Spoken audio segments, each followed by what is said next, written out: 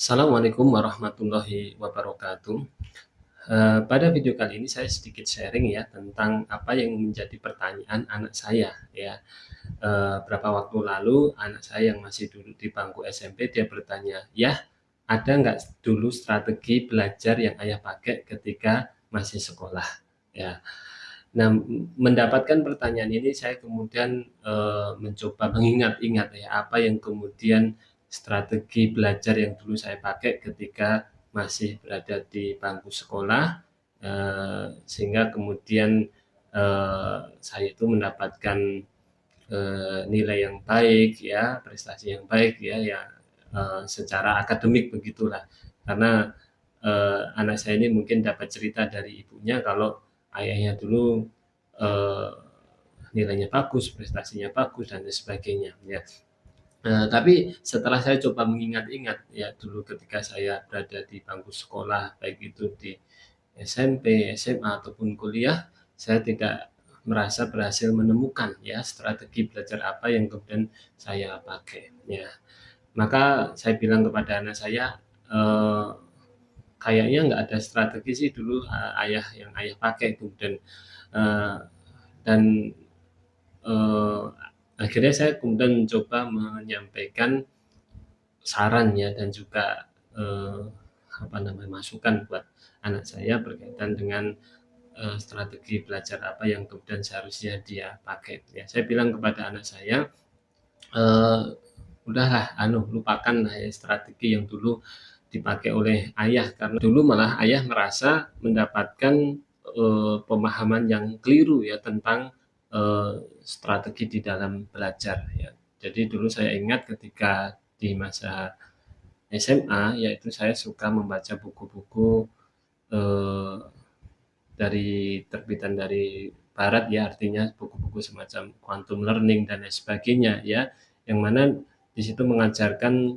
eh, adalah penemuan-penemuan terbaru di dalam revolusi belajar dan lain sebagainya ya yang mana salah satunya diantaranya memang dari buku-buku itu mengajarkan agar kita itu tidak jangan menghafal ya jangan menghafal seorang siswa itu jangan menghafal tetapi eh, karena kalau menghafal itu tidak perlu tidak penting ya dan itu akan membebani otak katanya ya karena kalau kita hanya menghafalkan data-data itu cukup kita membaca ensiklopedia ya kita tidak perlu menghafalkannya ya kita sudah bisa mengakses ensiklopedia dan kita akan mendapatkan itu ya oleh karenanya buku-buku tadi menyarankan agar kita tidak menghafal tetapi kemudian malah mengalihkan untuk eh, menggunakan ya otak kita itu untuk lebih banyak dipakai untuk menganalisa ataupun berpikir ya karena kalau otak itu sudah terbebani dengan menghafal nah itu akan berakibat eh, apa namanya kesulitan ya untuk menganalisa ataupun berpikir kreatif ya. Nah itu diantara apa namanya doktrin-doktrin ataupun eh, apa namanya yang ada di dalam buku-buku dari Barat seperti itu. Yang pada waktu itu ya saya kemudian akan mengamini ya metode-metode yang disebutkan di dalam buku-buku yang ada di Barat itu. Nah, namun ya, setelah eh, berjalannya waktu ya kemudian setelah saya kuliah kemudian saya belajar agama dan lain sebagainya eh, saya sampaikan kepada anak saya ya sebaiknya eh, kamu itu fokus untuk kemudian betul-betul mendalami ilmu yang kamu pelajari ya jadi saya katakan kepada anak saya bahwasanya ayah tidak mengharuskan ya tidak kemudian menginginkan kamu itu dapat nilai yang bagus, dapat ranking yang bagus di sekolah dan lain sebagainya, tetapi yang betul-betul ayah inginkan adalah kamu itu kemudian betul-betul menguasai ya, menguasai pelajaran yang kemudian diajarkan di sekolah. Jadi fokuslah pada bagaimana agar kamu itu betul-betul paham dan juga menguasai ya pelajaran yang ada di sekolah itu ya.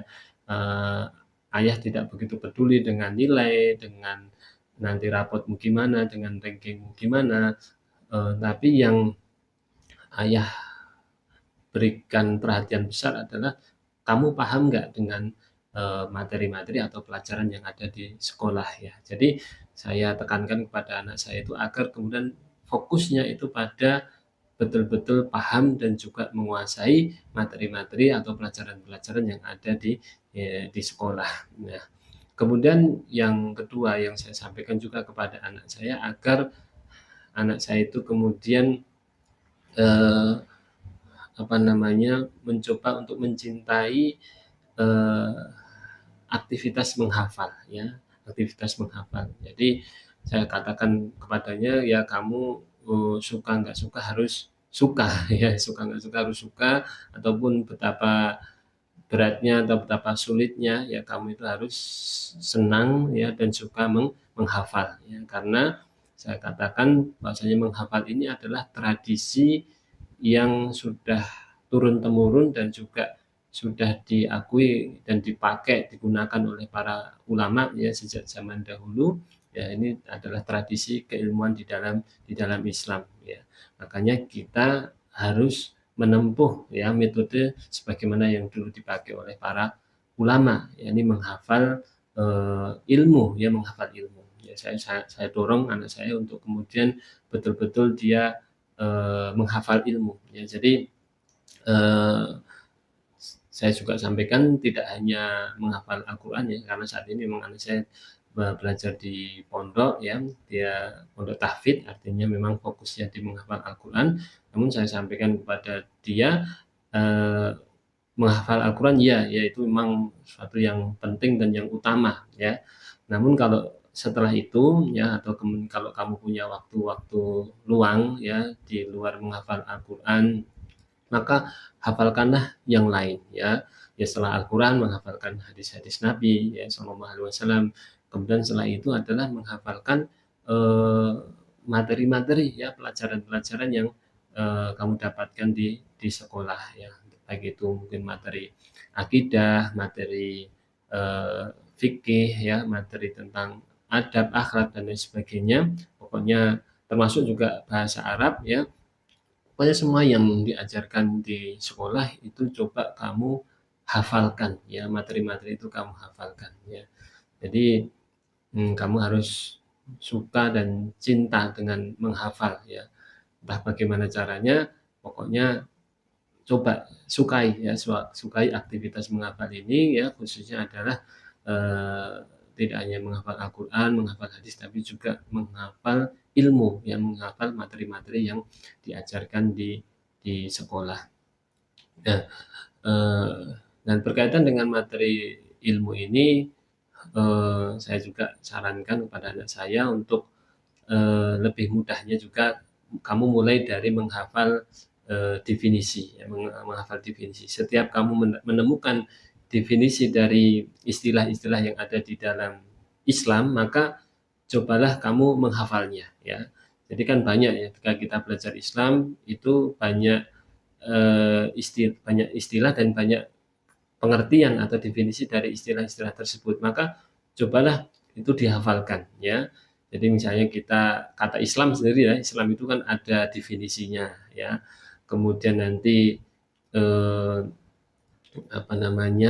sholat, ibadah sholat itu ada definisinya, puasa juga ada definisinya, zakat ada definisinya, haji, umroh dan lain sebagainya ya, itu ada definisinya. Begitu pula dengan akidah ya, akidah, kata akidah sendiri itu ada pengertiannya, hadis juga ada pengertiannya, Al-Quran juga ada pengertiannya. Nah, mulailah dengan menghafal istilah-istilah itu berikut dengan definisinya ya. Kalau kemudian mau dilengkapi dengan makna secara bahasa, kemudian nanti selanjutnya makna secara istilah, tentu itu lebih bagus lagi. Namun andaikan kamu tidak mengetahui makna secara bahasa, kamu ya cukuplah ya menghafalkan ya makna secara istilah ataupun secara syar'inya seperti apa. Nah, ini saya dorong anak saya untuk kemudian menghafalkan ya istilah tadi, dan juga secara umum materi-materi pelajaran-pelajaran yang dia dapatkan di sekolah, ya mungkin ada faidah-faidah, ada poin-poin dari ilmu yang kemudian kamu pelajari di sekolah itu coba kamu hafalkan. Pokoknya hafalkan, hafalkan, hafalkan ya. Dan eh, niatkan ya dari menghafal itu memang yang pertama adalah karena kita ingin mengamalkan ilmu yang kemudian kita miliki tadi, dan kemudian setelah itu adalah karena kita ingin mengajarkannya atau ingin kita menyampaikannya kepada kepada orang lain. Jadi kalau kita itu punya hafalan, maka akan jauh lebih mudah di dalam mengamalkan dan juga jauh lebih mudah dalam kita mengajarkan atau menyampaikannya kepada kepada orang lain. Nah, eh, begitu pula juga saya sampaikan kalau kita itu punya hafalan ilmu tadi ya, termasuk juga hafalan Al-Quran, hafalan hadis ya, ibarat kita itu akan memasak ya, itu kita sudah punya bahannya ya. Jadi kita sudah punya bahan-bahannya untuk yang digunakan untuk memasak. Jadi kalau kita punya hafalan, itu bukan hafalan itu malah bukan bukan membebani otak kita ya untuk kemudian berpikir dan menganalisa. Namun kalau kita punya hafalan itu malah akan itu menjadi bahan ya, menjadi bahan yang luar biasa di dalam kita itu berpikir maupun menganalisa. Ya ibaratnya tadi kita berpikir itu ibarat kita punya skill untuk memasak ya, tapi kalau kita hanya punya skill berpikir tidak ada bahan yang dipakai untuk berpikir ya itu zong juga ya. Tapi kalau kita punya skill untuk berpikir dan kita juga punya bahannya ya, punya bahannya, maka itu menjadi sebuah keunggulan atau sebuah keistimewaan ya. Jadi hafalan itu malah akan mendukung kita ya, akan membantu kita untuk kemudian berpikir dan apa namanya menganalisa. Jadi nanti akan jauh lebih sempurna ya hasil pikiran ataupun analisa kita. Nah, sebagai kesimpulan daripada video ini, intinya marilah kita ajarkan kepada anak-anak kita dan juga eh, kepada kita sendiri juga ya, kita tanamkan bahwasannya menghafal ya di dalam proses belajar itu adalah strategi atau metode yang terbaik ya, kan sebagai metode strategi yang terbaik ya. Jadi hilangkan eh, apa pandangan-pandangan negatif tentang menghafal, tetapi kita ganti ya dengan pandangan-pandangan positif ya mengenai menghafal. Ya, bahwasanya menghafal ini adalah sekali lagi tradisi keilmuan di dalam Islam yang sudah terbukti ya berabad-abad lamanya, yang dilakukan oleh para ulama dan juga cendekiawan kaum muslimin, dan itu sudah berhasil ya melahirkan sosok-sosok ulama dan juga ilmuwan yang begitu mumpuni di dalam keilmuannya ya. Jadi maka inilah yang kemudian harus kita warisi ya, tradisi menghafal ini sekali lagi kita tanamkan kepada diri kita dan juga kepada anak-anak kita agar kemudian mereka suka dan cinta untuk menghafal ya, dan jadikan kegiatan menghafal ini sebagai sebuah kebiasaan positif di dalam mengiringi aktivitas belajar diri kita dan juga anak-anak kita ya. Mungkin itu yang bisa saya sharingkan pada video kali ini ya, semoga yang sedikit ini kemudian bisa bermanfaat untuk kita semuanya. Kami cukupkan. Assalamualaikum warahmatullahi wabarakatuh.